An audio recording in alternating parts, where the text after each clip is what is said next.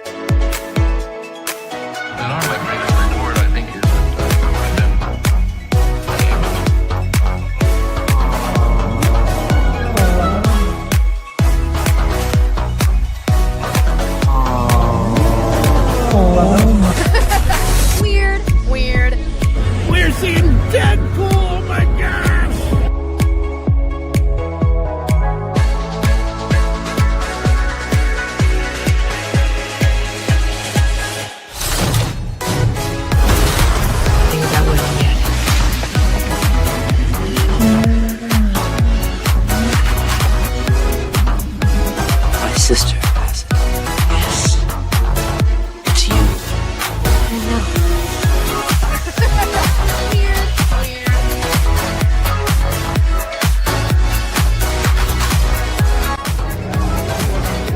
Wintertime here at Hogsmeade Village. Lieutenant Dane, Hello, Forrest. you got new legs. Titanium alloy.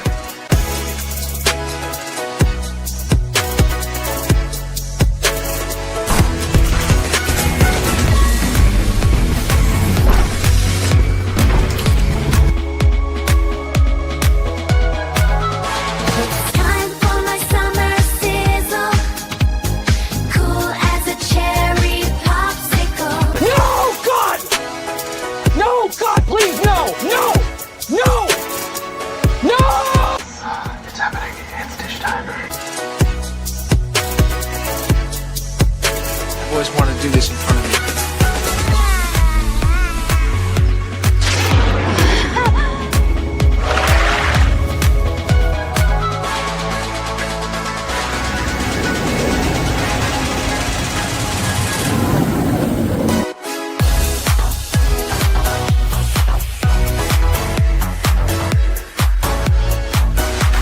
Creating content that enlightens and lifts you up.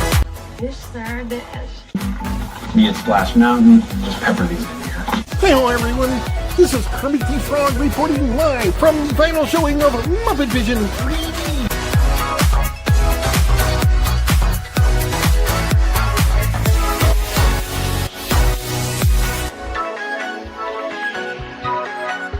Right? And I missed our daily dishes.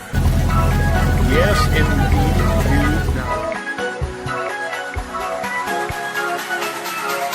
You know, I really don't remember you being this opinionated. Who knows? It's Hollywood, baby.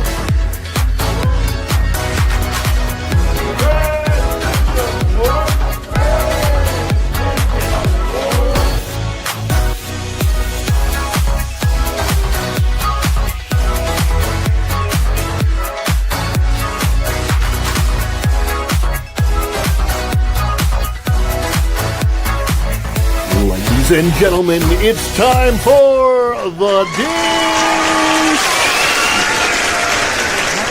Hey. So, let's dish. What do you want to dish about? Anything you guys want. This is your time.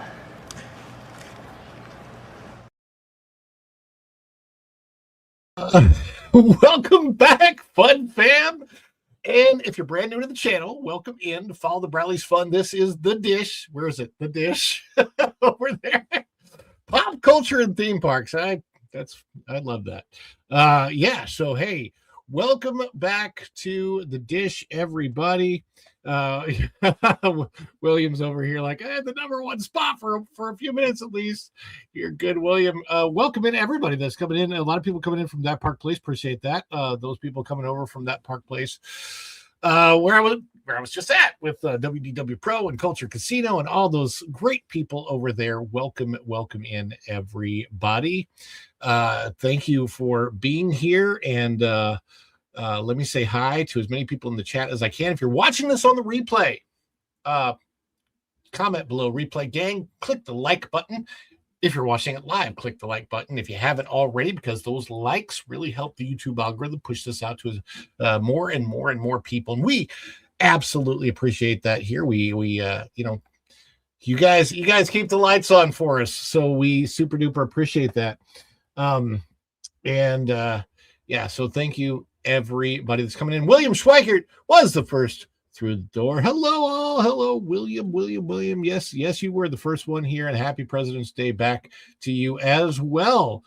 Used to be that we had Lincoln's birthday and Washington's birthday, and then they added Martin Luther King Day, and that was too many, so they had to combine Lincoln's birthday and Washington's birthday, and then they just made it President's Day. So yeah, that's just how that worked. Libra all woman. Hello everyone, good morning. Hello Libra all woman. RJ, Dr. RJ, greetings from Round Ron and the entire cast group. RJ, we love you. Thank you so much for being out there. Go and Shogi, our wonderful mod. Go and Shogi. Not only was I thinking about you earlier, but I am working on something specifically for you. When we're going to talk about celebrations in a little bit, and I'm going to start to do individual celebrations in the very, very near future. I started working on yours today, Go and Shogi, and I'll have to figure out a way to differentiate you and Chef Eddie. Yeah, because you're both chefs, so thank you for all you do, and that's coming soon. And then we have Christina Hardy. Click like, everybody. Oh, thank you, Christina. I like you back. And I think this is Jonathan Rubin, I believe.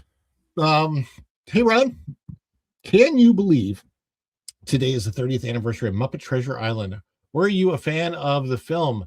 I always like everything Muppets, generally speaking. That one, as an individual film, my favorite is going to be the Muppet movie, always. Just is. But Muppets are fun. And then William is back. Snort a Poopus Q. Burr, the polar bear from Pinellas County. Hop humans and other critters. Good to see you in the house. Bruce Newhouse is also here, and Kaladin at 910. Howdy, all the beautiful people. Kaladin says good evening from Germany. Kit Kat is also in the house. Kit Kat, you were a gift from my wife for Valentine's Day, along with this shirt. Came in a bag with a bunch of Kit Kats. I ate them all. Lovely. My mom is in the house. Hi, Mom. Hello, all. Let's see. We've got Bruce, Kit Kat, William. O2RR says hi to everybody. Hello. Libra, all women, get that. Go and Shogi. And I see Izzo's place has popped in here as well. Lurking, doing paperwork. Thanks for streaming, Ron. Hey, guests and chat, have a great stream. I hope we do. We always try to do our best. Magically, MJ is here. And let's see if I missed anybody. I think that's up. We all turn up in all the good places, Cal. Yes, indeed. And we do have celebrations. What is a celebration? We celebrate you. We celebrate our audience. Anytime there is a super chat, super thing, super sticker, buy me a coffee, PayPal, somebody buys something from the spread shop, any of those things, support from you guys to keep the lights on here, which we super duper appreciate. We love to celebrate. We celebrate you. We want you to celebrate with us. And we'll talk about especially membership drops, because we really need to up our memberships and get to that 100 mark so I can create some new emojis for you. But when we are doing a celebration, if you're a member of the channel, celebrate with us. Throw down those member emojis in the chat while we're celebrating. And if you're not a member of the channel, please celebrate with us. Throw down any fun emojis in the chat while we are celebrating. We're going to give you a chance to practice right now. We're going to drop a celebration, celebrating you all. This is what it looks like. And please drop those emojis in the chat while we celebrate. You ready? Here we go. Let's celebrate. Is it too much? Too much. It's just perfect. Oh, this is just the best of my scene.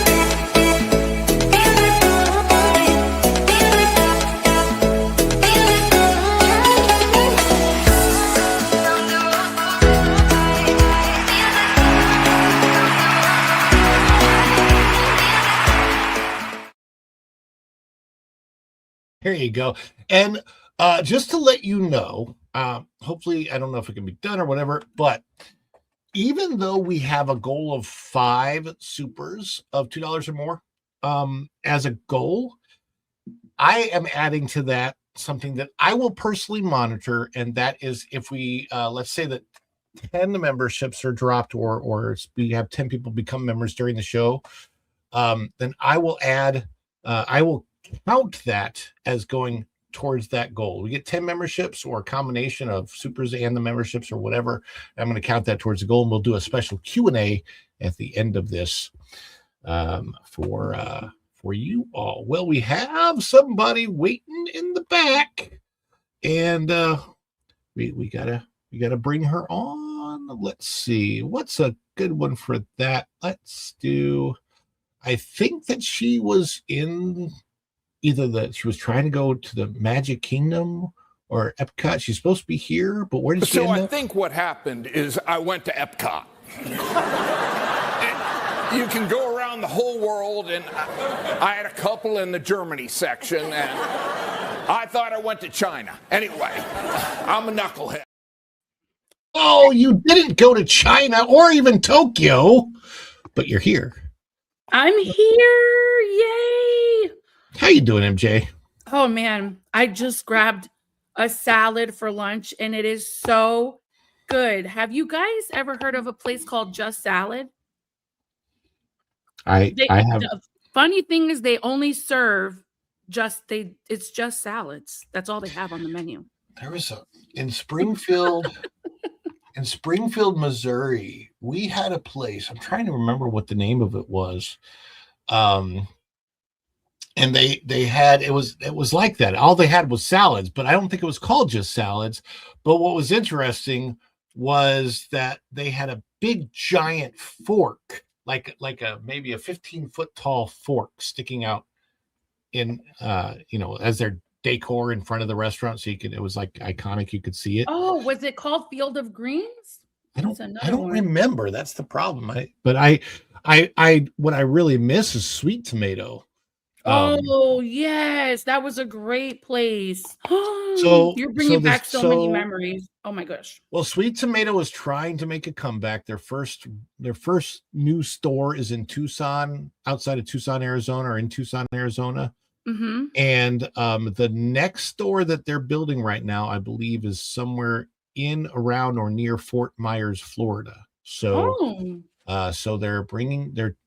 I mean, I don't know what the deal is with Sweet Tomatoes. I don't know why they went out of stock. We ate there a ton. It was like fantastic. Yeah. Because it was just everything was good. They had, when we first started eating there, they had family deals where the whole family was like $12.99 or something like that. And and then they of course that got up to about $29.99 before they went out of business. They went out of business in 2020. They were already on the verge of bankruptcy in 2020. Bankrupted them. Mm-hmm. And all of their stores across the United States shut down, kind of like Bahama Breeze is about to do. Bahama Breeze is about to shut down all their. Don't even get me started. We were trying to go there this weekend, but it didn't work out. Hubby ended up cooking anyway. It was delicious, and I prefer his food any day over the restaurants. But this place, Just Salad, their food is so good. It's fresh. The chicken is fresh. They put a good sized lemon half cut already. You can squeeze it on your salad. Very good. Highly recommend Just Salad. Yes. Another one of my favorite salad shops is Let Us Entertain You, which is not a real place. I just made that up. The lettuce Muppet. Remember the Muppet? He was a lettuce. Yes. Was he a cabbage or a lettuce? I don't know. He's a head of lettuce or something like that. But yeah. I miss him. So normally we do start Mondays out with the numbers, of course. We're kind of not going to do that today because there's something else, and this has happened before, that I want to deal with. And I don't love doing sad news. I'd much rather do happy news, but sometimes I got to deal with it, and I want to deal with it and get it out of the way. But yeah, we are going to deal with the breaking news story.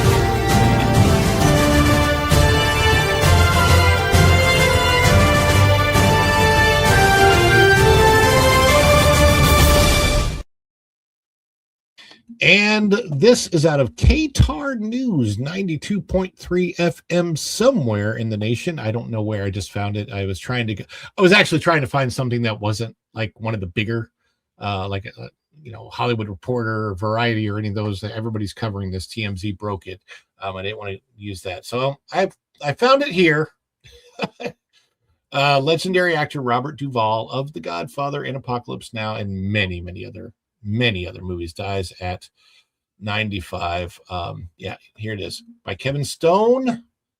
Let's get rid of the little box down there. KTR News, I don't know, Arizona, it's out of Arizona. Legendary actor Robert Duvall, who was nominated for 7 Academy Awards, died on Sunday, his wife announced on social media. He was 95. To the world, he was an Academy Award-winning actor and a director, a storyteller. To me, he was simply everything, Luciana Duvall wrote in a social media post on Monday. Duvall was perhaps best known for his roles in The Godfather and Apocalypse Now, which earned him Best Supporting Actor Oscar nominations. But the only time he took home an Oscar was in 1984 for Best Actor for Tender Mercies. Bob gave everything to his characters and to the truth of the human spirit they represented. In doing so, he leaves something lasting and unforgettable to us all. Thank you for the years of support you showed, Bob, and for giving us this time and privacy to celebrate the memories he leaves behind. His wife said while announcing his death, he was 95, man. Duvall was born in San Diego, California on January 5th, 1931. So he had just celebrated his 95th birthday. Most of his early acting credits were in the 1960s television series. His movie career took off in the 1970s when he played Madge Frank Burns in MASH. First Oscar nomination came for his role as Tom Hagen, the trusted advisor to mafia boss Don Vito Corleone. 1972's The Godfather. Oh, The Godfather. His second nod came for 1979's Apocalypse Now. He made a huge impression in the relatively small role of Lieutenant Colonel Bill Kilgore, with a performance that included the iconic line, "I love the smell of napalm in the morning." His Oscar breakthrough came in the small 1983 film Tender Mercies. Duvall showed off his range as Mac Sledge, a singer, songwriter seeking redemption after alcoholism derailed his career and personal life. Robert Duvall, it's like, wow. I only watched him in The Godfather, and that was such a good movie. I'll watch that any day, but I didn't see like the other films that he did.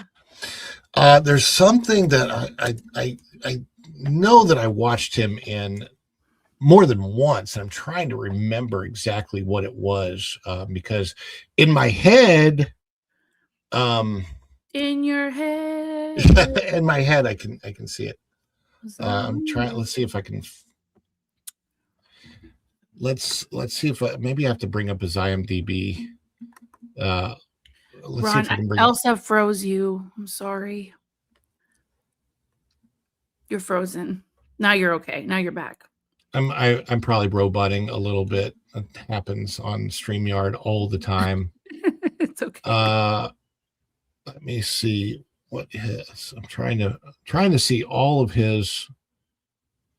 They don't. Wish they'd make it easy. Okay, let's see. All right, so let me put this on the screen. This is his IMDb page. He has a lot more credits than I do. I think I've got 4.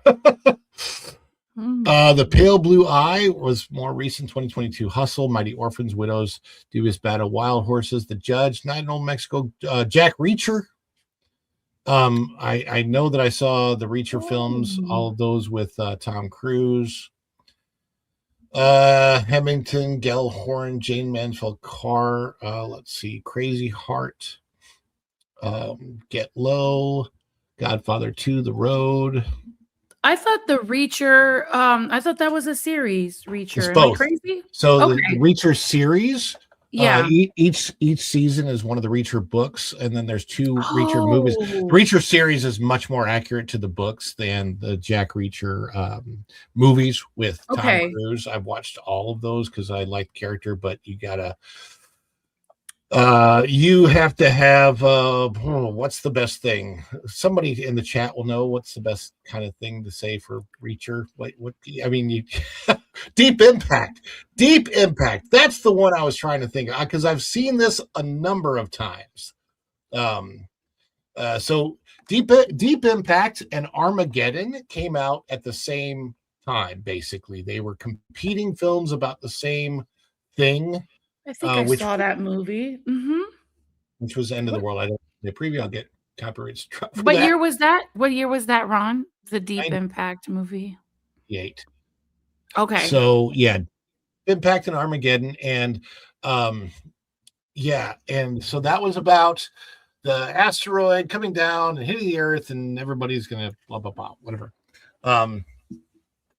Yeah, so I really liked Deep Impact more than Armageddon. They're both very, very similar because they're about the same subject of extinction level event, and they both handle it in very different ways. But that was, the 1990s. That was the era of disaster movies, and so. But that one I remember Robert Duvall. I don't remember him in Deep Impact, maybe because I was like a kid when it came out. I was probably 12, 13. I don't know. I was like 30, so whatever. So But it was a good movie. Deep Impact was a good movie. You really don't like the films from the 90s? I do. No, I'm saying I liked them, but I'm saying that the era of the 90s was that disaster era. So much so yeah. Like we're gonna die tomorrow type of thing. Yeah. The world is ending. Yeah. All of those, and they're fun movies to watch. Speculative, but yeah, is what it is. Yeah, Kaladin says he's in the camp where the first Godfather was the second. Falling Down was a great movie. You know what's funny? I just got a message from my daughter's teacher because we're in a day and age where they can like instant message you almost like a text. Falling Down is what she did, and she hurt her knee and she's crying. They were playing freeze tag, but you know what? It's a scrape on the knee, Today? and I'm just so happy. Yeah, just now with the comment that just came in. It's President's Day. Yes, but I'm in a county where it's kids are in school right now. You know what county I'm in. I'm not going to announce it. Yeah. That's. I just think it's funny though because the comment said falling down, and I'm like, okay, well, she fell down. I told them put some ice on it. I'm glad she's being a kid. She's getting dirty and she's having fun. I love playing freeze tag. I remember being a kid. It was just funny. The two comments at the same time, being a mom and being on your show, Ron. Okay. Well, there you go. There's 4 counties in Florida that are open right now. Isn't that crazy? The kids should be home today. Really, that's weird. It's wild. I don't want to dwell on Robert Duvall too long, other than that he had a great career. And it's always sad. Even at 95, it's gone too soon. And I will personally miss him because I think he was a fantastic actor in basically everything that he was in. I have no idea where he stood politically, because that's the kind of guy Robert Duvall was, and I credit him for that, because that's exactly where you should be when you're an actor and you're pretty much trying to, your audience is everybody.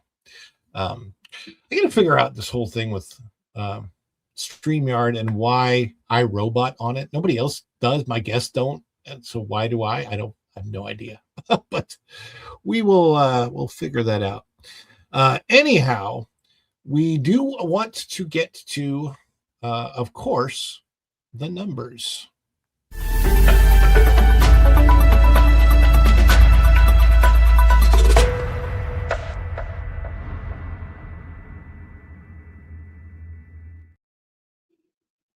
Weekend box office numbers out of the numbers. Here's the weekend domestic chart for the weekend of Friday the 13th, February the 13th, 2026. Number one at the box office, Wuthering Heights, which of course is an old story and a new take on it, a new movie. The GOAT is number two, the greatest of all time. Crime 101 is number three. The GOAT is something that my son has requested I take him to see. We might go this week to see that. And let's see what the story is on the numbers. Weekend projections, Wuthering Heights wins the weekend, while all movies benefit from a double holiday weekend. Yeah, so you got Valentine's Day as well as President's Day. As expected, Wuthering Heights is the big winner at the box office this weekend, with Warner Brothers pegging its 3-day opening at $34.8 million and expecting $40 million over the 4-day President's Weekend. That's a bit behind our model's Friday morning prediction, largely because the love was spread around on Valentine's Day rather than one must-see romantic movie. We have a lot of like-to-see couple-friendly movies, with Solo Mio doing particularly well on Saturday, along with Send Help and even Crime 101. Family Fare, led by the GOATs, excellent $26 million over 3 days, also benefiting from the long weekend. So let's check out the entire weekend chart. MJ, have you heard anything about the GOAT? Have your kids said anything to you about that one? I'm actually surprised. I haven't heard anything about it. Sony Pictures, so the same people that did like Hotel Transylvania and stuff like that. What they're advertising, it's the same people that made K-pop Demon Hunters, actually. Oh, okay. Wow. And I don't really know what I've seen the trailer. I've seen the GOAT thing. It seems like it's okay. I don't think it's. I mean, we'll probably see it maybe Wednesday. Because that's the $5 day. Yeah. But yeah, so you got Wuthering Heights, number 1, 2, and 3. We are in the second weekend of February, so we're about 7 weeks into the year, I believe. And at 7 weeks into the year, Zootopia 2 still hanging on the sixth position. Still, I mean, it's actually doing almost better now than it was at the height as far as its overall domestic box office is climbing. What theaters are still playing this thing? So my local theater, I noticed it has one showing a day of Zootopia 2, so they'll move some things around. And Avatar Fire and Ash, same thing. It has one showing a day. It's number 8 right now. I've heard of this movie, Good Luck, Have Fun, Don't Die. It's a funny name. I don't know anything about it. Iron Lung is, for this, it's made $37 million domestically on, I believe it was like a $10 million budget and no advertising whatsoever. So it's only been marketed probably for free on YouTube by Mark Pillier, who is the creator of it, basically producer, director, star of the movie. It's a lot of blood, more blood in this movie than any other movie, because he actually goes into a place that's a dwelling of blood. Really do gory. Apparently. Yeah, it's a. I don't really know that it's gory or just a lot of red liquid. But speaking of blood, Dracula comes in at the number 10. I didn't even know there was a Dracula film in the theaters. What? Yeah, and it's not Dracula Universal. I'm not sure if the new Frankenstein movie was either, but I think it is. Who made Dracula? Was it Universal? And then they let it, the thing about Dracula is I don't know that Dracula is an IP that can be like Universal can have their version of Dracula, but I don't think Dracula in general is an IP that belongs to anybody. Okay. I could be wrong about that, but it's a very, I mean, Dracula is an old vampire legend. So, Mary Shelley's Frankenstein could have a license, but probably doesn't have a particular license. Let's see. What is this? What did nobody mention, Kit Kat? I missed that in the chat. I don't know if you saw it, MJ. What? I don't know. MJ's my chat keeper, so. Oh yeah, pretty much sometimes, yeah. oh, yeah, okay. And but I'm gonna let you take care of that. I'm ready though for it. But as far as the numbers are concerned, we're looking. It's not a bad weekend at the box office. When you see the spread, now here's the interesting. There's no big one movie that stands out. But if you look, I'm trying to figure out how. Okay, it's because I'm looking at the total grosses. But you have a nice spread between Wuthering Heights, Goat, and Crime 101, all 25 to $30 million range, and then everything else kind of after that.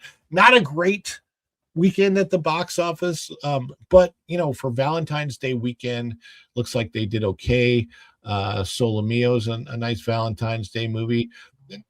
Nothing big like a Deadpool. A couple, there've been some huge releases on Valentine's Day. We didn't have that this year, so we shall see what that ends up meaning overall. But as of right now, the numbers are what they are. But we got to go to our numbers and our audience because they are the super people. Relax. I'm talking to the school right now. We can hear that, MJ. That's the worried dad. He's like, is she okay? I'm like, relax. I'm talking to her school right now because they're texting me. She's fine. They put ice on her knee. What do you want? She's a kid. O2RR wants us to have a group sip like on the pro show with I'm ready to the that. 199. I'm ready for that. It's right here. Yes. Group sip, everybody. I've got this is my I love Venezuela, and you've got your Poppy. I love Poppy. These That's are really stuff. good, actually. Yeah, those are that. Isn't that like a less sugar soda type of thing? Oh yeah. So this has 5 grams of sugar and it has probiotics, so it's actually healthy. Absolutely. Very healthy for you. But what's in your mug again? What did you say was in your mug? Coffee. Oh, just coffee. Okay, no cream, no sugar. No, Venezuela. I can't put my lips on a can. It's weird to me, so I need a straw. So, cheers. Cheers. I don't know if there's anyone else out there like that. I have to have a straw. I just cannot put my mouth on a coffee mug or a can. It's just weird. I understand that, but I can't do. Yay, there's my baby. She's chiming in. I love Venezuela. Hey, it's your cup. It's her cup. It's her cup. Yay, Venezuela. Yeah, it's funny. Lou was asking me yesterday. Lou Wasserman's Ghost let me know that a Venezuelan place opened up by him. And he goes, "What are your wife's recommendations?" We had to look at the menu, and my wife was recommending things. I don't think I've ever had any Venezuelan food. I've had Peruvian food. No, wait, hold on. I've had food from Peru, Colombian food, Cuban food, Puerto Rican food, Mexican, of course, because that's everywhere. I don't think I've had anything from Venezuela. No, you got it. Oh, well, come to our house. We'll have a Venezuela. Oh, I am. Yes. You guys do the arepas, right? The arepas with the cheese? Okay. As long as it's not a paper straw, absolutely. And for O2RR, guess what this means?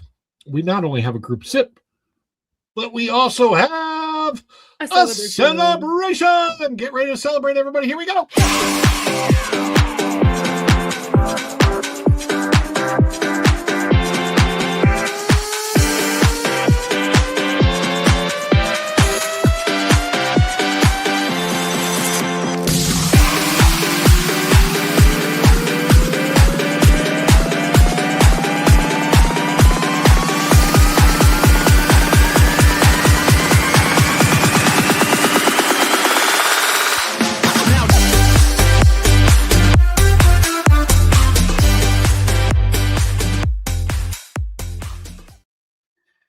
so sorry. I have to apologize. I thought that I had the mic on mute. No, you're I fine. don't always yell at my husband, okay, guys? I'm very nice. I'm very nice It's all good. to the overprotective dad who only has, the baby she's left and she's 7 and all hell breaks loose if anything goes wrong with the child. But yeah, I'm more of the tough mom. I'm like, yeah, she's fine. Remember when Grogu was just called the child? Yeah, the child or Baby Yoda. Everybody, I know people What's that with refuse. that, though? What? How did they get the child? How did they get that name? Okay, so the Mandalorian season 1, the Mandalorian was hired as a mercenary to go pick up a package for somebody. Okay. So he goes to pick up the package, and when he gets there, he finds out that it's this Baby Yoda. He's like, didn't realize that the package was going to be a living creature. So he sort of takes the living creature under his wing, and it's a child, so everybody's calling it the child. Oh, and the then child. Okay, got it. Yeah. So and then of course because he looked like a little Baby Yoda, everybody called him Baby Yoda, but we didn't have a name for him until the 2nd or 3rd season. I can't remember. And then the 2nd season was great. Mandalorian season 1, season 2, they were fantastic. And then they dropped the ball in the 3rd season. They didn't have Gina Carano anymore, and it kind of just sucked. So yeah, now So I asked Lauren because I recently watched all the Star Wars movies, as you know already, and I'm like, where is this Baby Yoda come from? He goes, well, he's a species. How did he explain it? It's a species from the planet where Yoda was from, but he's not related to Yoda in any way, shape, or form. Is that correct? I believe so. Okay. There is very recently, they published like a comic book or something with Baby Yoda's actual origin. But their species live a long time, and even though he looks like a small child, he's 50 years old. That's insane. I actually have one over here. But their species is supposed to live for like 900 years, 1,000 years, something like that. We were cleaning out my son's closet, and we found 2 Yodas, but they're both like from the Mandalorian, the Baby Yoda, what you guys call. I call him the frog-eating demon. I just don't get it. Because he eats frog babies. That's his oh, thing. He does? Okay, yes. okay. I didn't see that He does. Oh, do you think Disney should open a California Adventure Park like in Florida? They can't. They can't do Marvel IP in Florida. They don't have the rights. Yeah. Mandalorian should have been an adventure show of the week. Instead, they turned it into Babysitter's Club. Yep. Oh my gosh, it was horrible. Season 3. The moment I saw Lizzo and Jack Black come on the screen as a couple, you cannot see them as anything but Lizzo and Jack Black, and it just immediately takes you out of the Star Wars universe. Like when you see that, you're like, okay, I'm out of the Star Wars universe. It's just like who put those 2 people in the Star Wars? What I don't know. Well, some idiot casting director, obviously. But yeah, that was a horribly bad idea. Because not only that, but they both were very much just like themselves. So, hey, wild man, thank you. Hail to you. Yeah. Hello. But anyhow, we got to get back on to our stories and what is originally supposed to be the first story of the day. Let's get that up here.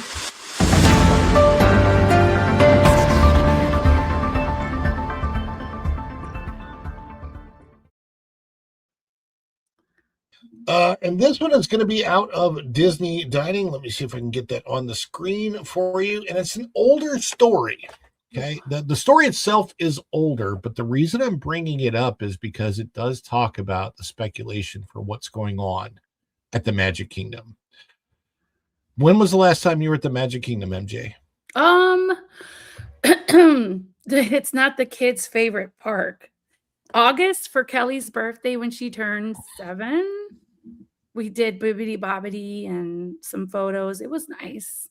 We saw the Starlight Parade. It was cute. But everybody got overstimulated. It was overwhelming. it's not the favorite park of the family. Starlight Parade. Let's talk about that for just a minute. How do you feel about that nighttime parade versus Spectro Magic or the Main Street Electrical Parade? Can't compare them at all. It's not even, you know, I know we don't like talking about, we don't like giving credit where credit's due sometimes, especially when it comes to like Tom Corliss and the whole WDWNT family over there. Well, hold on, because they did a parody of the Starlight Parade. They were like, what is this? We could do this ourselves. And they did, Ron, and I'm going to send you the link. It was the funniest thing on earth. They literally put together their own floats and they just did a whole parody of it. That's funny. When you're coming to the Magic Kingdom, you expect like, you know, Disney to come out with the coolest technology and techniques and I don't know, wow me, right? Like make me just like, oh, did they really just do that? That parade does not do that. It does. It looks like high schoolers did it, you know?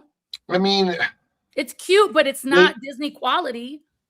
They have new technology, but they didn't integrate it with the former technology. And that was the problem.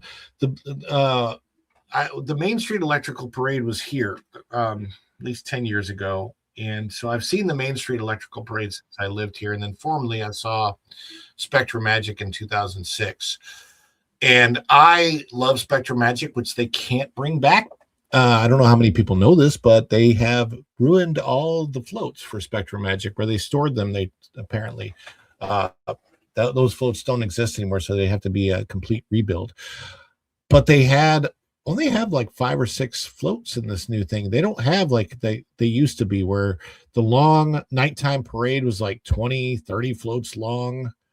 Main Street was awesome. Spectrum Magic gave us great music. And this one is just kind of, it doesn't land the way a Disney parade, the way you would expect a Disney parade should. And that not at all. But I have to give a shout out to that cast member who was, let me just say, Sleeping Beauty was on the float with her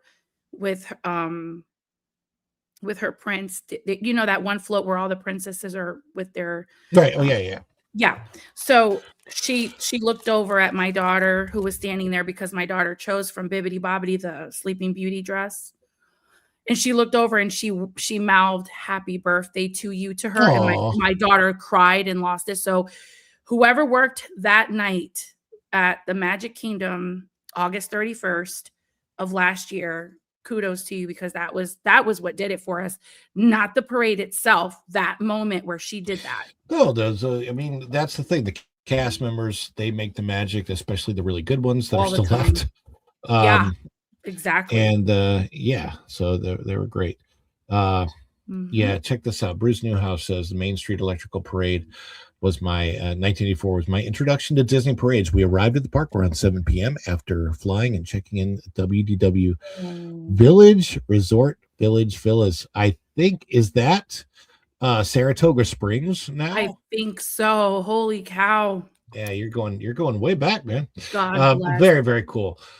So this is out of Disney Dining. And this is, I'm saying this because Happy President's Day. You can see the Hall of Presidents there in the picture. You can see the Liberty Bell. All of this is in Liberty Square at Magic Kingdom. This is by Jess Colopy and this is from last year, almost a year ago, March 18th, 2025.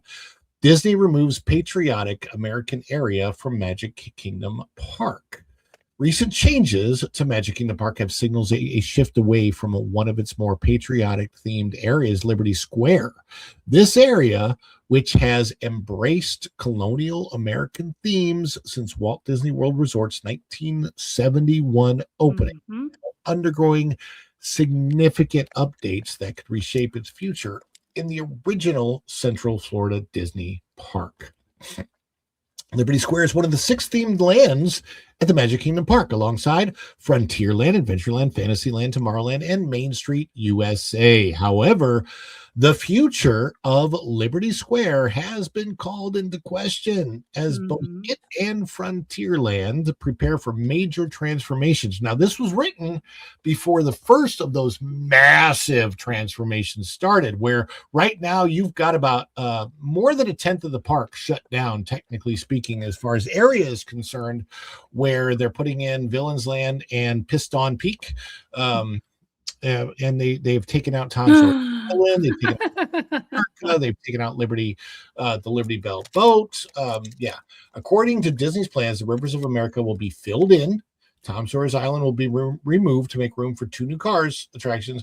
And while these new rides technically are located in the Frontierland area, the impact on Liberty Square is clear with the loss of the Liberty Square riverboat attraction and the scenic riverfront area. Yes, a lot of people forget that riverfront area was a tremendous part of Liberty Square. Why?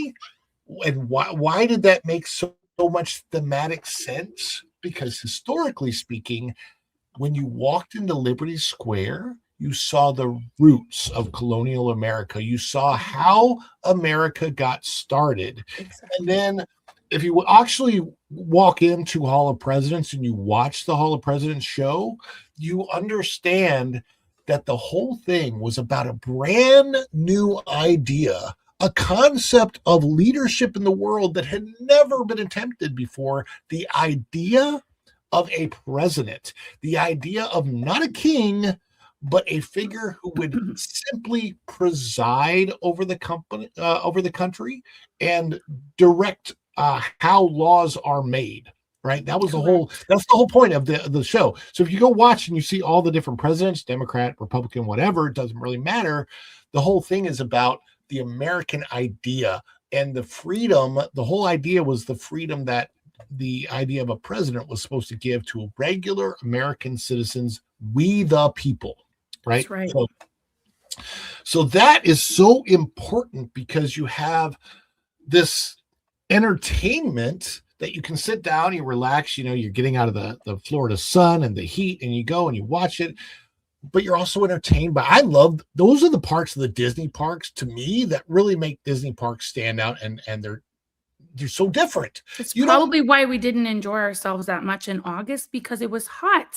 Super hot. And then you don't have any body of water to kind of bring in a little breeze. And like I remember I used to just sit with my mom and we would just watch the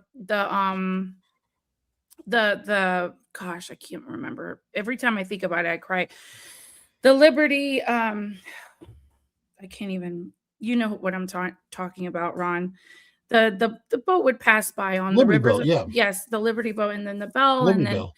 yeah, the Liberty Bell, and then the boat with with the and they would communicate with the train and all these things. It's just very sad. I think that's why we don't enjoy it, because it's just so sad. When you look at this picture, this is one of the concept art pictures for Piston Peak. This one doesn't have any of the water in it, and now that they started creating, that's another story for another time, what they're doing with the water. It's along with these changes affecting Liberty Square and other areas of Frontierland.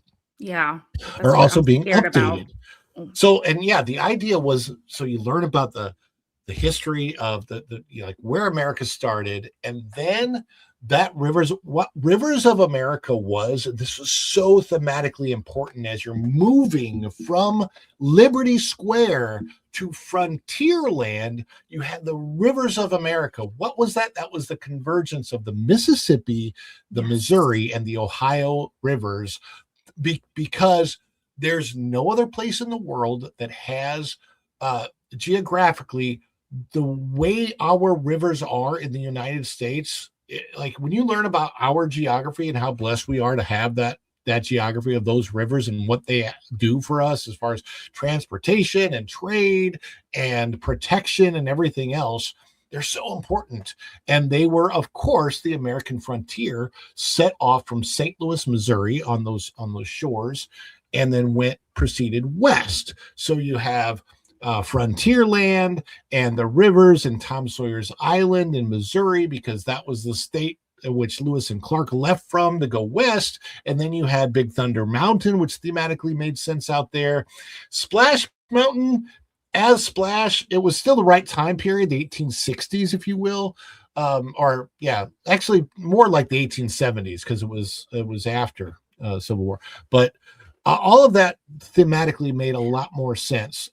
Once they put Tiana's Bayou and Adventure in the all of a sudden you have the 1920s and the 1930s, and it's not Frontierland anymore. It's not Frontierland. So what are they going to do? What are they going to do with Frontierland? They should not be called. They're still going to call it Frontierland, but it has nothing to do with the American story anymore. Right, and exactly. Disney wants it that way. That's the problem. So we don't know what's going to happen with Liberty Square, because if they don't want the American story, what are they going to do with Liberty Square? So along with these changes affecting Liberty Square, other areas of Frontierland also being updated. The area has already seen multiple updates, including the original shooting arcade closed to make room for Disney Vacation Club. Last year, Splash Mountain reopened Tiana's Bayou Adventure. Country Bear Musical Jamboree now has songs from today. In preparation for the creation of new Disney Villains Land, Big Thunder Mountain is also undergoing a year-long refurbishment. By the way, I don't think Big Thunder's still closed. I'm pretty sure. It's ridiculous. It's still closed for refurbishment, and that's another thing that it's not going to make sense. No. It's not. I'm trying to figure out Cars, Big Thunder Mountain, Tiana. What are we doing? So you look at all of this, look at this report. Not all the constructions at MK are as large in scale. They're doing, they're changing the castle back. According to a recent report from Walt Disney World News today, refurbishment involves patching and replacing bricks. So you've got some other things that are, changing place there. But the whole reason I wanted to bring this up, as Walt Disney World Resort continues to update its iconic Magic Kingdom, Liberty Square's future will look very different from its past. And that's what we want to talk about, and what I really wanted to discuss with you as somebody who loves Disney. And I know, for probably similar reasons, the Magic Kingdom is not your favorite place either. It just doesn't feel but the it's same. Because of the changes. I enjoy going, but it just doesn't feel the same. It's not the same. It's almost like I don't know how to explain it. When I walk in, I'm like, okay, it's going to be okay. Just don't look to the left. Don't look to the right. Don't look to the, just stay in the middle. Look at the castle. Isn't the castle nice? I don't know. I feel you. Let me ask you this, just as an opinion. Mm-hmm. Simply based on when you've gone to the Magic Kingdom before, you go to the Magic Kingdom now. Okay. Based on that, what area of the Magic Kingdom would you say is in dire need of an update? Let me think about that for 1 second. It's got to be Tomorrowland. Yeah. Totally Tomorrowland. And I love Tomorrowland. I love the People Mover. And, it just feels nostalgic. But it's in dire need of an update. And Buzz Lightyear ride, that is okay for kids and all of that. But I don't know. They need to do something better with Tomorrowland. I'm kind of hoping, and I know maybe some people might not agree with me, but I hope Elon Musk, gets his fingers, gets in there, and puts his money to work in here. There have been rumors for a cool. long time that Elon Musk would, have something to do with, perhaps making a purchase, but I don't really think that Elon. Realistically, I just think he's got his his hands in too many pots already. Ron? Don't torture me with that B-roll. You know how I get. Can't handle that. I mean, and this is, by the way, this is all gone. It's all this, what you're seeing here, it's all been destroyed. So and I can't. None of this is, but prior to them draining this and making it look like, and by the and none of this is even here. This is when they were just draining the water, and it was just so sad. But if you look at Tom Sawyer's Island, what it was people say, oh, well, it was an underutilized area. It was gorgeous. It was beautiful. It was meant to be utilized less. It was meant to be that refuge from the rest of the park. It was meant to be an area where you could take your kids over and play. Walt Disney specifically himself designed Tom Sawyer's Island for Disneyland, and of course that same designs went into Walt Disney World and what you could do over there. I'm so glad that we got to experience it before it was gone. Yep. I'm so upset, pissed on Peak pisses me off. So, if you think about it, our generation, like millennials and boomers, we're witnessing everything still, like COVID, and we're witnessing post-pandemic of COVID. And what else are we? We're witnessing so much. Like, we are like the strongest in generation, I swear. I'm trying to find a picture to show you me and my mom in front of the rivers of America, because it's just such a I can't even. It does. It's just, you've been going since you were 5, and it just does something to you. I don't know. It's home. It's, it was home for me. I would walk in and I would breathe it in, and I'm like, oh, I'm home. And, this is my childhood. This is where I had the best memories with my parents. It's very sad not seeing the rivers of America there. It's very sad. It's disheartening. It is. It's heartbreaking. Yeah, it is. And it's terrible. I see the comment, James. I don't think that's true. I think there might be ideas from it that are certainly going to get changed around, but I'm sure Villains Land will stay. As a matter of fact, Villains Land, if it were up to me, that would feature Bob Iger and Kathleen Kennedy and all the Disney villains, the real Disney villains, right? It's very, very disheartening, all of this. And especially, like you said, Tomorrowland needs so much love and is nothing like Tomorrow. What they want to do, and I've noticed this. It seems to me that Disney wants to erase from our memories the American past and why we are the great country that we are, how we became a great country. They want to erase all that, and at the same time, they don't have an idea for what a hopeful future is either. So they're not doing anything with the future. So you're erasing the past. You're not giving us a hopeful future. And all of that means you are not Walt Disney's Disney World anymore. Correct. And then the name has to be changed, because it's not. And they're going to want to. I think they want to change it to Disney World and drop the Walt. That's terrible. And that's awful. And how dare you do that? Whoever wants to do that, because this is his land. This is his park. This is his vision. This is his dream. This is all his signature. And without that, it's not Walt Disney World. No. Like you just said, it's not. It's terrible what they're doing. To me, we would make Disney Walt again. Yes. Buy the merch, people. Buy the merch. Very good. But right now, we're going to get back to our good friends.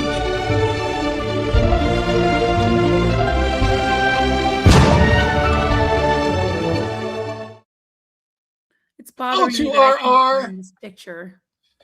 O2RR, thank you so much for your supers. We appreciate that. We got 3 out of 5 on the super chat today. We get a couple more, and we'll do our Q&A. It's just and the good thing about the Q&A right now is you just got me and MJ. So you want to ask us anything about the parks? I would say both of us are pretty much Disney park experts. Pretty much. Definitely. Epic Universe is now the new Magic Kingdom. Epic Universe is like this brilliant combo between Epcot and Magic and everything that those parks are supposed to be. But more important to that is that Epic Universe isn't done. It's not done. I think I spit on my camera. There's permits filed. They're expanding the Ministry of Magic area. There you go. And then I think they're expanding. Was it Super Nintendo World, Ron, or is it just the Ministry of Magic Paris area? Ministry of Magic is definitely being expanded. Here are the things that are rumored as possibilities that we don't know for sure. Pokemon probably going to end up at Islands of Adventure or Universal proper, but there's a possibility that Pokemon also has a presence in Epic Universe. Zelda supposed to be coming. Luigi's Mansion possibly coming. Wow. And then I have heard, just from what Universal's put out themselves, it could it could be more Jurassic. But I think that they are like, I think that they really wanted to do something with Oz and the Wizard of Oz and Wicked. No, please, no. But I don't think they're going to, because the second movie was not particularly popular. Oh, it's just awful. Popular. It's not really popular. I don't want to see Glinda or Elphaba in the park, please. You can't see Glinda or Elphaba. They haven't eaten enough that you can see right past them. Please don't put them in the park. I don't want to go on no ride or attraction with those things to be featured in there. I'm good. O2RR again comes in here with I play my old Disney games if I miss old Disney. O2RR, tell us in the chat, what are the games that you like to play? You can put that down in there while I am playing our celebration. You know what? Celebrate. I'm going to give people a long enough chance that if they want to add to the supers and meet the goal, we'll give them a long celebration.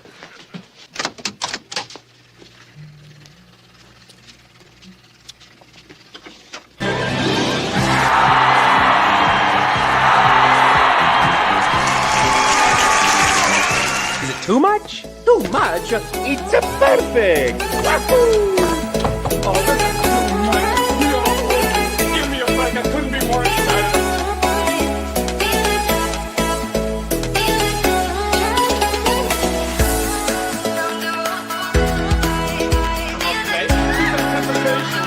It's making me mental. But if they say yes, you can be on the show. I think I would go so crazy.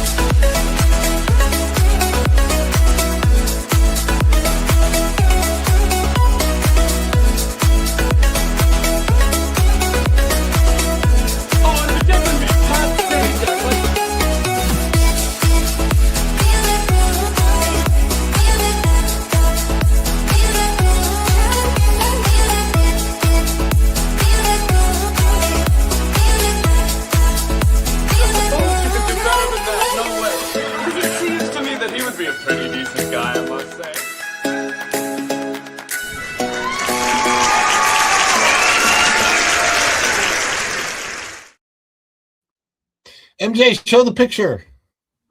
Look, this is why I cry. This is why I'm very emotional when it comes to the rivers of America, because I've been going since I was 5. Yeah, that's me. And then that's my mom, my beautiful mom. And there she is. And we used to just sit there and look at it.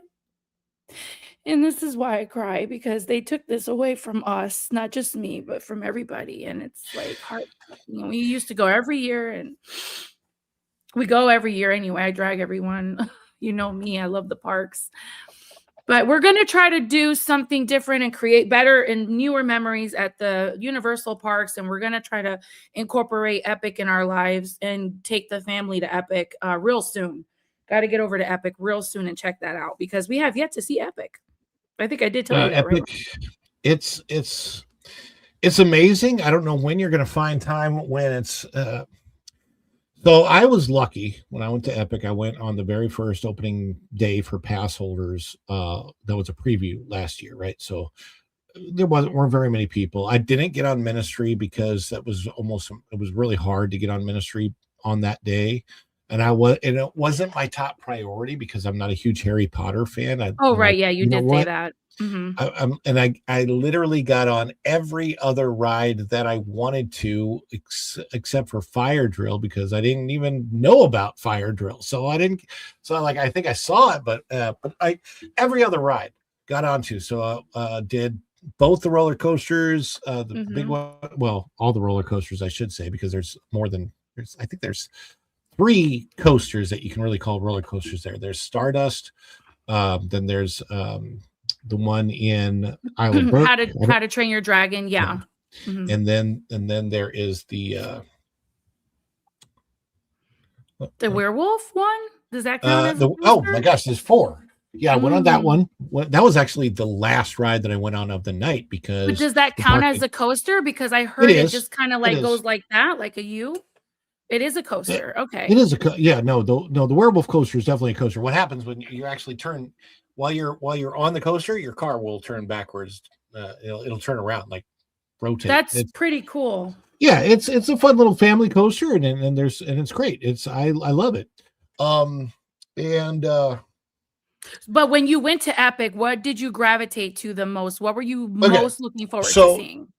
Yeah, absolutely. Great question. So when I went to Epic, I definitely needed to see Super Nintendo World because that is where I'm going to take Xander, where we could get into Super Nintendo World on the day that I take Xander to Epic, and we might not leave Super Nintendo World. It's an absolute possibility because he's not going to care about How to Train Your Dragon nearly as much. Okay. And he's definitely not going to care about Harry Potter or the Monsters universe. I wanted to wait specifically until nighttime to see Monsters, so I didn't even go into Monsters universe until Darkmoor, until the sun was setting, and that was like 8:30 at night. So the park was almost closed by then. And Darkmoor was really cool. I'd love to spend more time in Darkmoor. They absolutely need to keep the park open during the summer or have a special event or something to where it can be open till midnight or 1 o'clock in the morning, because I would spend so much more time in Darkmoor if I could. Or even have like after hours ticket, like how Disney does. They like a 7 or a 6 p.m., 7 p.m. till like 2 a.m. or something like that. That would be cool if they could do that, like a special ticketed event. But I don't know. I mean, even if they kept the whole park open till 1 a.m. would be really, really cool. So we hit the goal, yay! And so Q&A from me or MJ, just write QA in the chat, and then your question, and we'll take as many as we have time for. So my priority was Super Nintendo World, and Celestial Park. The first thing that I got on in Celestial Park was the new, what do you call it? Not the carousel, the Celestial Carousel, Constellation Carousel. It was so cool. I've never been on a carousel like that in my life. Super cool. Cool. If you like carousels and it doesn't have a long line, ride it over and over again, because you wouldn't have thought that the carousel could be taken to like a modern version, and this one is. The only thing that I could think of that they could do maybe slightly better is if they figured out a way to do it on 2 levels. I don't know how you do that because it's double rotation. So when you're on your horse or whatever, first of all, every single one allows at least 2 people on it, which is really cool. Mm-hmm. And I think you can get 3 or more on some of them. And then they rotate on top of the rotation. Like they're all on little platforms that rotate while the whole thing is rotating as well. So it's really, really cool. That is cool. It just feels like a very futuristic carousel. And then I took my time. I didn't even get into Super Nintendo World till like the early afternoon. I mean, I was just taking my time looking through everything in Celestial Park. It's so beautiful. It really is beautiful to take in. I hope that in addition to, or as an offshoot to Celestial Park, somewhere they create a tranquil island area that's kind of like Tom Sawyer's Island, but like a modern version of that. That would be really cool. then I wanted to make sure I also saw Helios. So I went into the Helios Hotel because I wanted to see what that experience would be like if you're actually staying there. And you can, I know it costs a lot, like $1,000 a night now, but I would definitely say if you have the money, do it, because it's going to be so worth it to like literally be in your hotel and walk out of your hotel into the park first thing in the morning. And you can go right to Ministry of Magic and, tackle that ride without having to pay. And maybe Helios will do the thing in the future where if you stay there, you get the whatever it's called, their fast pass thing. It's not fast pass. I know it's not called that, Express. Yeah. but yeah, so we got I did everything Donkey Kong Country, did everything back there, and got gifted a pizza from Pizza Moon for free. That was amazing. Thank you to that family, whoever they are. They were really, really nice. Oh, that's nice. Yeah, I was just sitting there by myself, and they had ordered way too much pizza, but I'd let them. They said, "Hey, can we sit here?" And they're like, I was at a table of 6, but I was in a corner by myself because I just needed to be in a quiet spot, and it was a quiet spot, and I let them join me, and then we got into a conversation. They were really, really nice. They were from the Panhandle of Florida, so you can kind of figure out. Nice. You can kind of figure out what kind of people they were if they were from the Panhandle, like my kind of people. It's really, really nice. So it was great.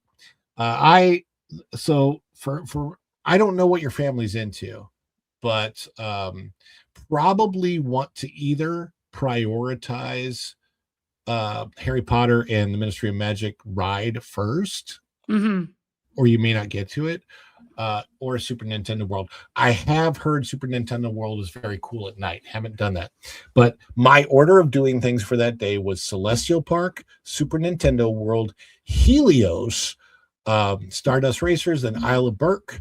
Then after Isle of Berk, we did the How to Train Your Dragon show, which was freaking amazing. Yeah, I heard about that show. I heard that show was like breathtaking. By the time I got through all that, it was almost 7:30. So I did a little bit in Harry Potter. I went into it, saw it, didn't get a chance to do the ride or the show, but got to interact with the with the paintings in the alley. Oh, I love those shorts. Yeah. If anyone knows, you guys have to go on his channel and watch and like all his shorts, the reels, because he has like when he's interacting with all the things in the park. It's so cool. Very nice. That stuff is cool. Yeah. And then I went to Darkmoor and the Dark Universe at night. It's brilliant. Wow. Brilliant. Got to see the. Now you sound like Ron Weasley. Brilliant, Harry. Brilliant. It was brilliant, Harry. And I went in there, and everything just absolutely blew my mind. It was amazing. Excellent. So that was cool. We've got a lot of supers that have come in and gifties and all kinds of things. Oh my gosh. RJ gifted 5 Follow the Bradley's Fun memberships. Thank you, RJ. This is we're about to have another big celebration of all these, and then we're going to go to Q&As after that. Kit Kat says almost there. Let's go. And then O2RR came in with the 199. Power to the 199. Helpful tip. I'd rank my worlds before going. So my ranking at Epic for me would be Super Nintendo World. This is personal.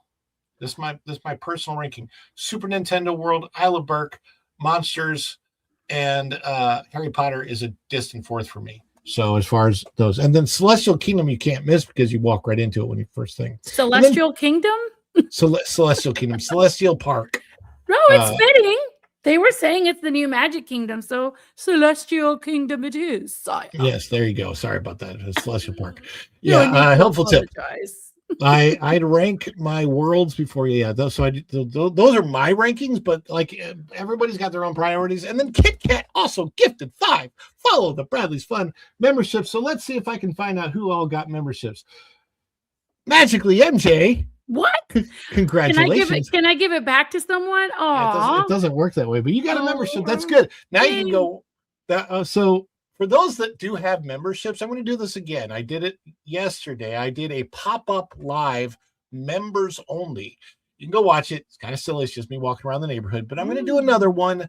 Keep your notifications on if you got a membership, because it's a walk and talk where you can ask me anything you want. And it's just like getting to know me, really. But go check it out if you want. It's up on the channel. And then let's see, we got OCD. Thank you, Saya. Dutchie, OG Dutchie, yay! Got a membership. G Brown, OCD, Fayhal, all got memberships, as well as, let's see, we've got Joshua, Scott, Rizzo, Monarch, Miracles, Alyssa, 1225, and Aunt June, and Uncle Brady. I love that. Uncle I love that name. Brady. So that's awesome. Guys, Decorate it with all your emojis. big time celebration. Let's go.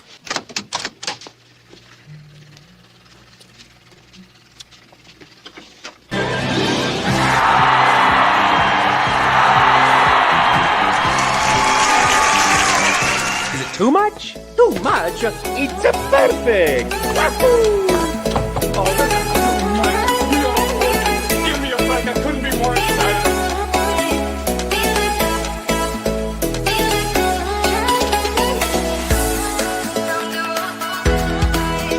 Okay, this anticipation is making me mental. What if they say yes to the other show? I think I would go so crazy.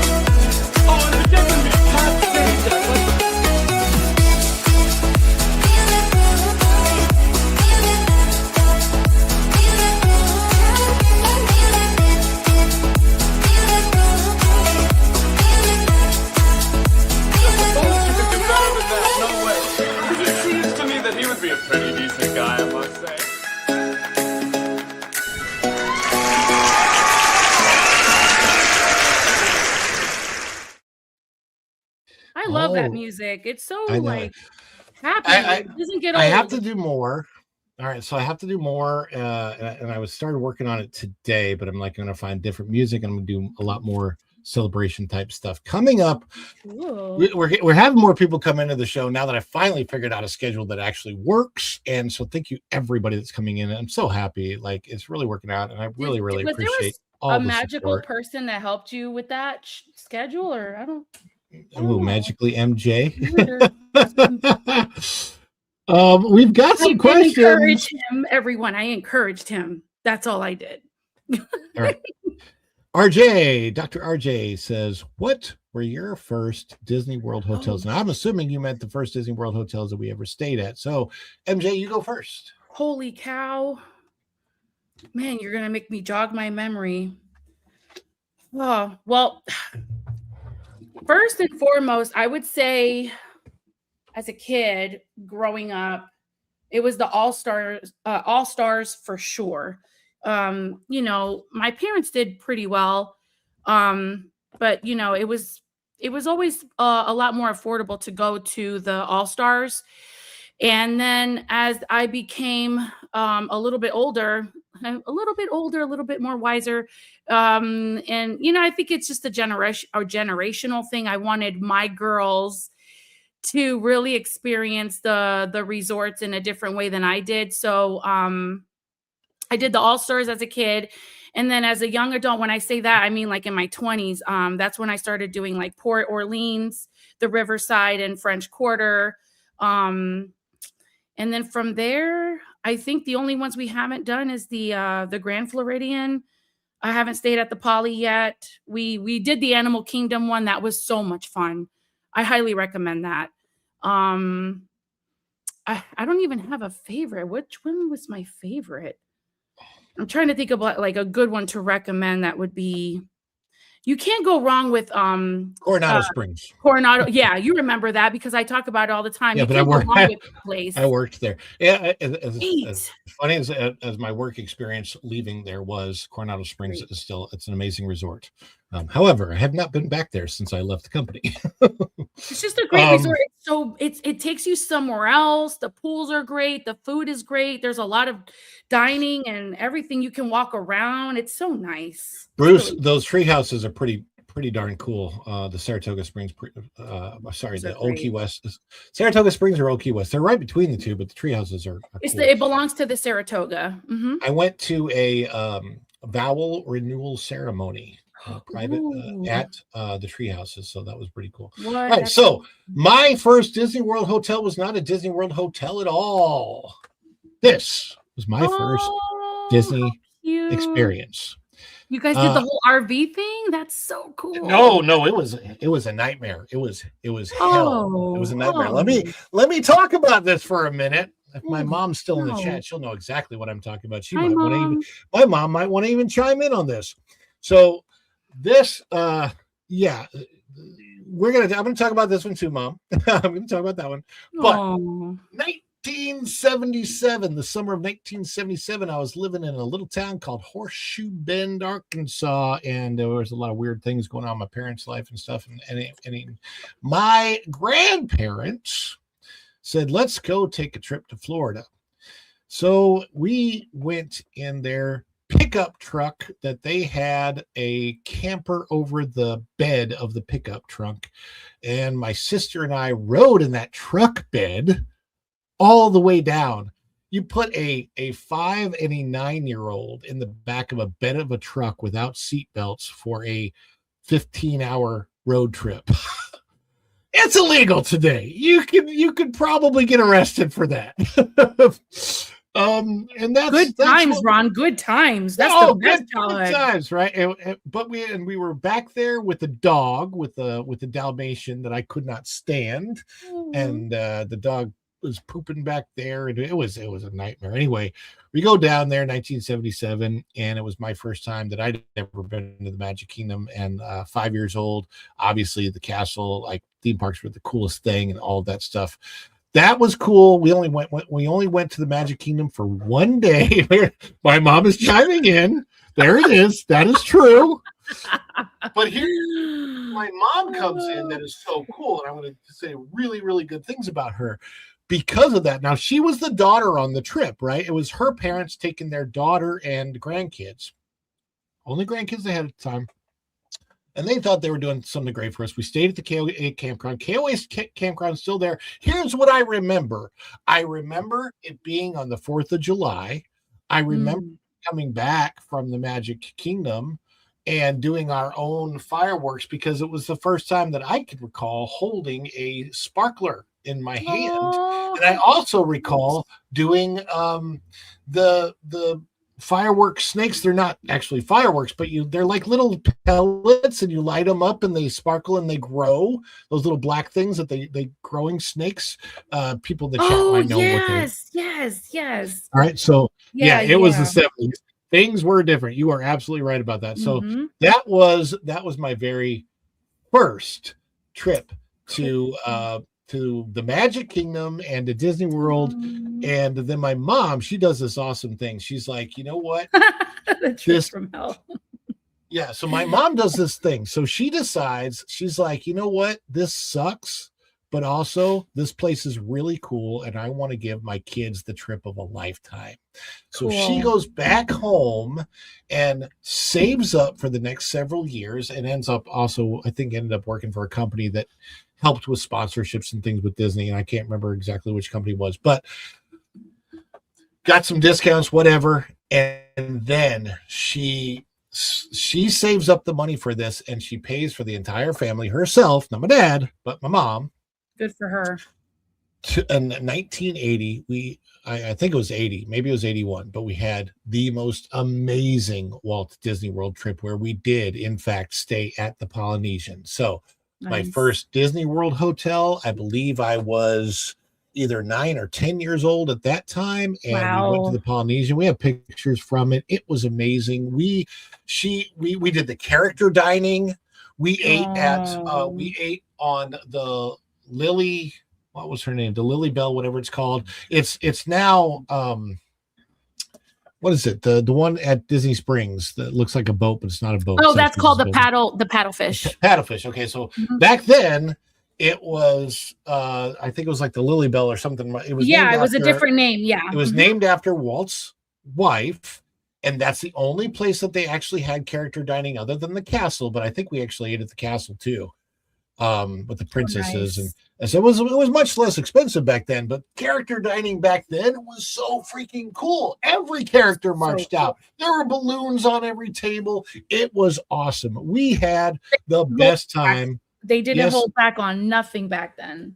Yes, I do have an amazing mom. My mom, she worked and sweat and slaved and saved up for that trip and gave us the time of our lives. Stayed at the Polynesian, took paddle boats out from the Polynesian because you could do that on Seven Seas Lagoon at the time. You could swim in the Seven Seas Lagoon at the time.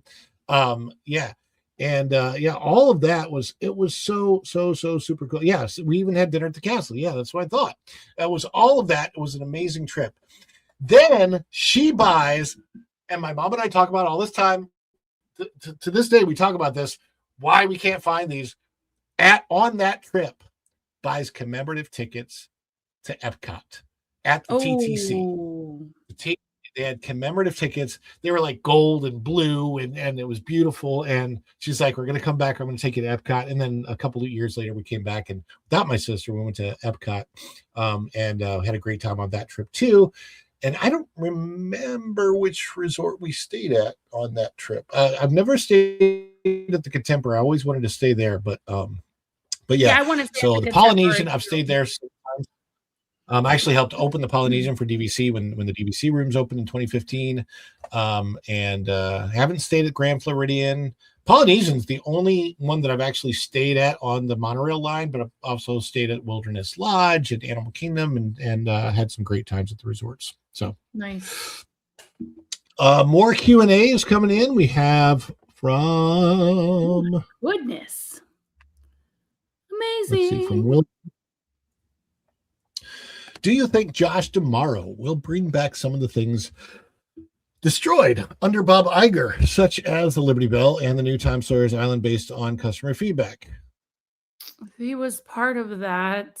So wasn't Josh overseeing parks when that happened, Ron? I'm going to say 100% no. Okay. And the reason I'm saying 100% no is Disney just doesn't go back and they don't apologize. The modern Disney, since Eisner, but really under Bob Iger especially, and I think Josh D'Amaro was tutelaged by Iger, they're not going to go backward. Now, could they retheme Splash Mountain in a few years and say, you know what, that's Tiana's Bayou Adventure is not working out so well? First of all, it would be really hard to do.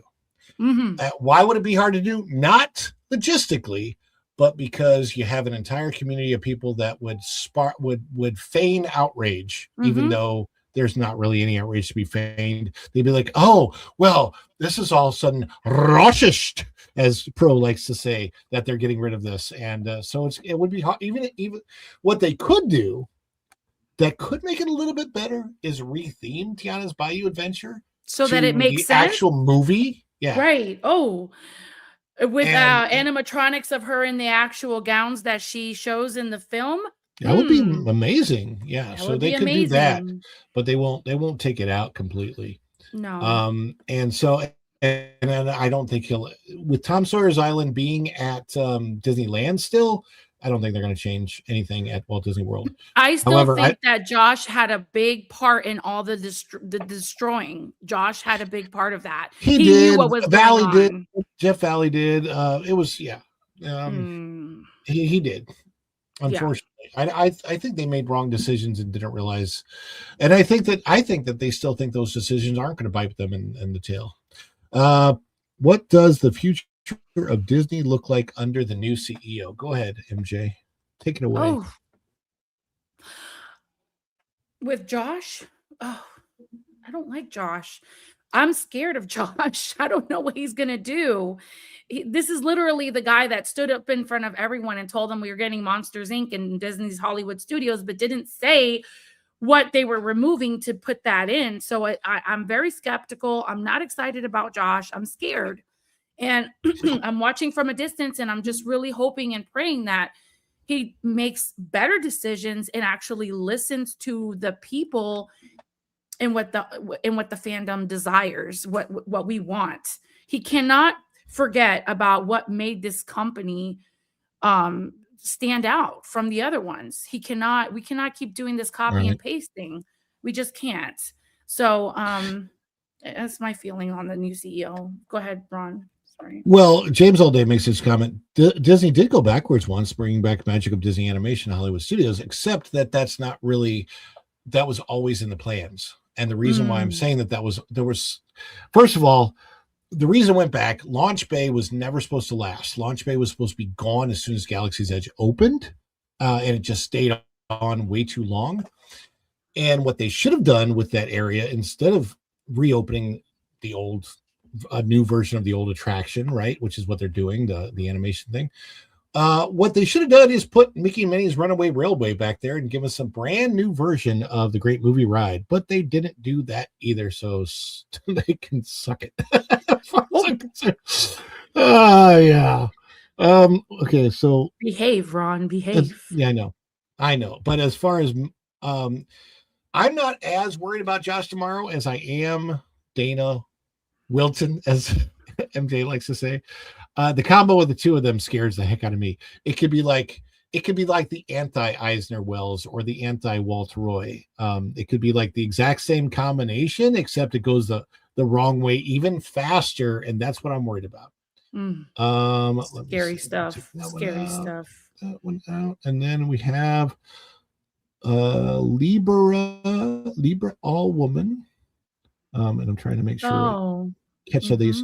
May not be able to do a whole lot more Q&As, but I know I've got two. We've got two of them left. We got this one at least and one from James. Have you ever stayed at the Disneyland Resort? No, but it's beautiful. But I heard the Wilderness Lodge is very similar to that. So I've stayed at the Wilderness Lodge. What about you, Ron? I've stayed at Wilderness Lodge. I've never stayed at the Disneyland Resort or the one that's at California Adventure, which actually walks right out into the park. That's the one I'd like to stay at. Oh, the Grand Californian. The Grand Californian. Yeah. If I got a chance, I'd stay at the Grand Californian for sure. I would do it. But last time I was at Disneyland, we just stayed at I don't know if it was a Ramada or what it was, but it was like literally right across the street, and we just walked over. And we were right there, so it really didn't matter. Everything in Anaheim is close. It's they don't have a bubble, but it's actually all in a much smaller geographical area than what Walt Disney World covers. Okay. So yeah.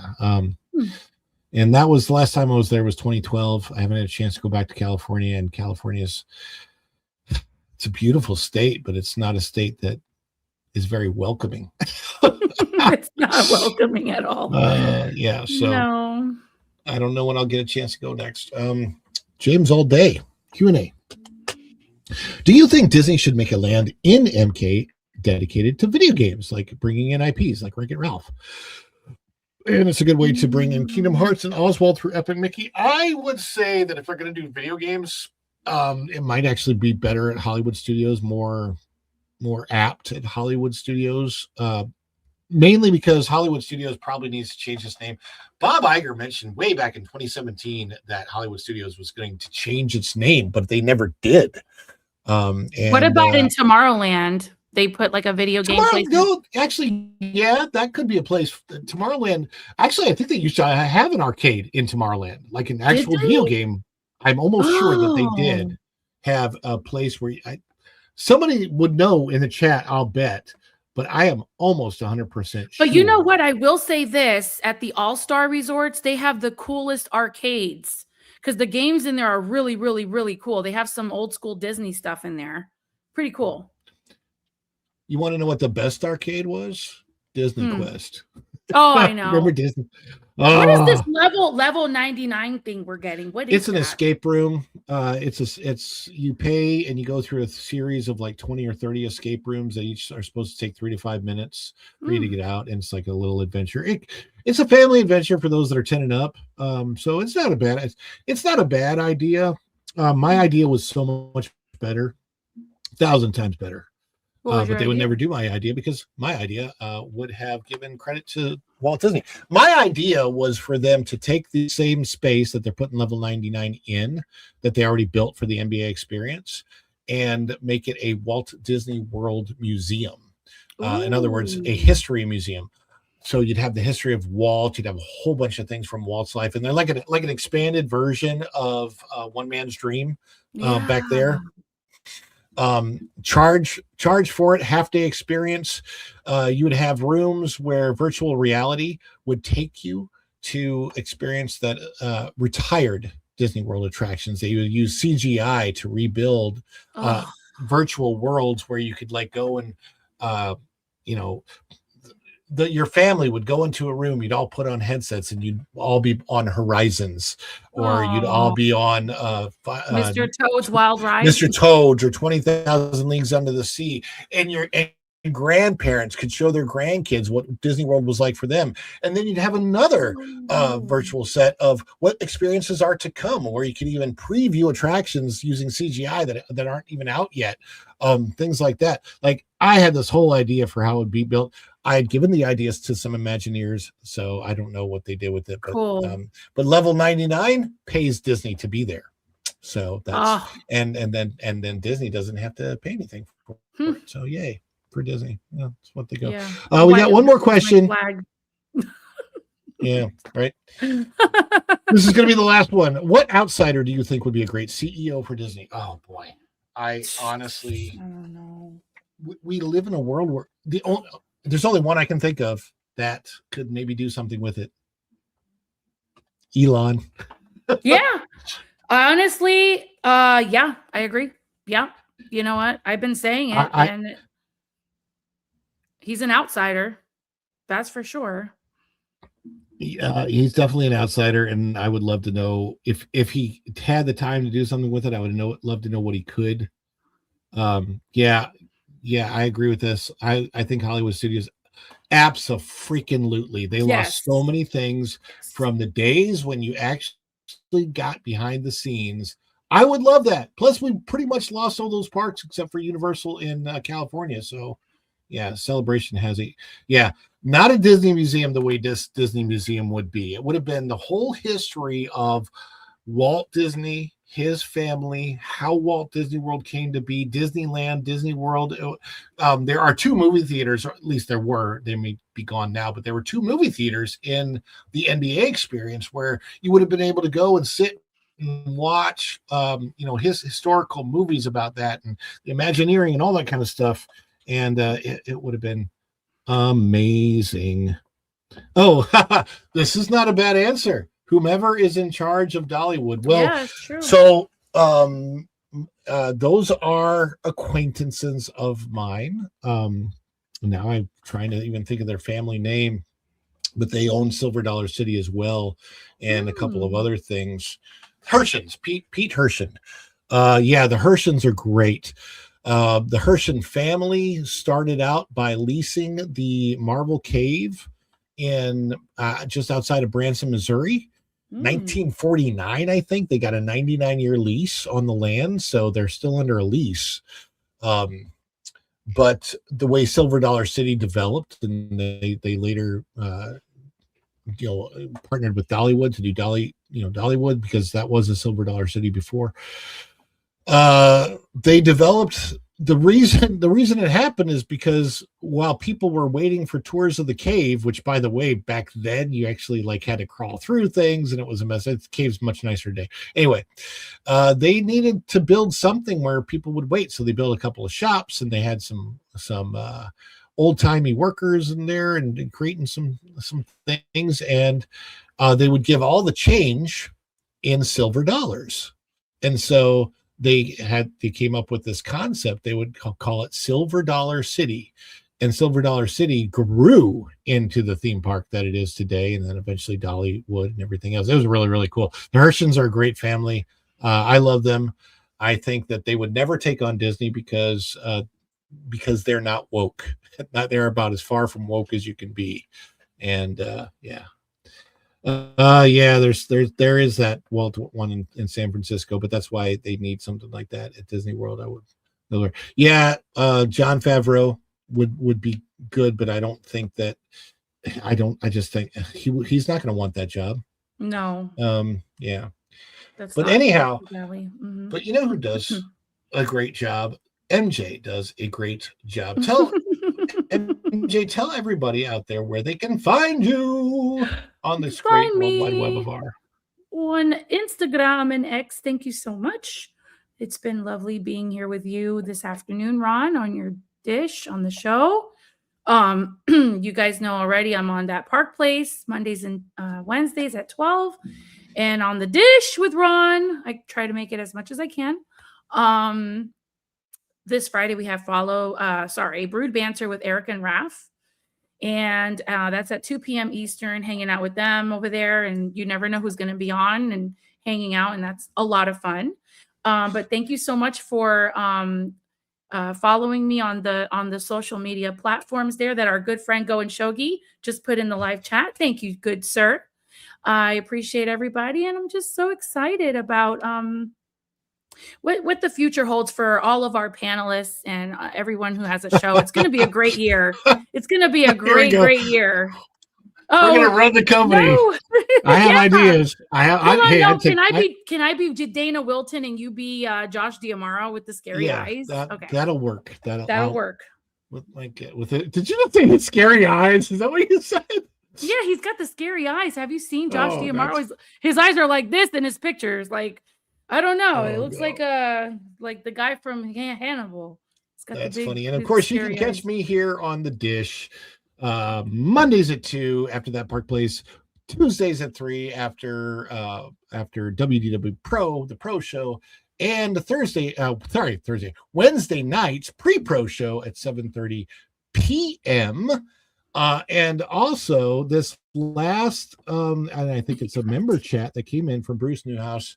Let's celebrate that before we take off. One more celebration. If everybody can hang for just one more celebration, we're going to give you our good friend, the Plant Man, Culture Bear.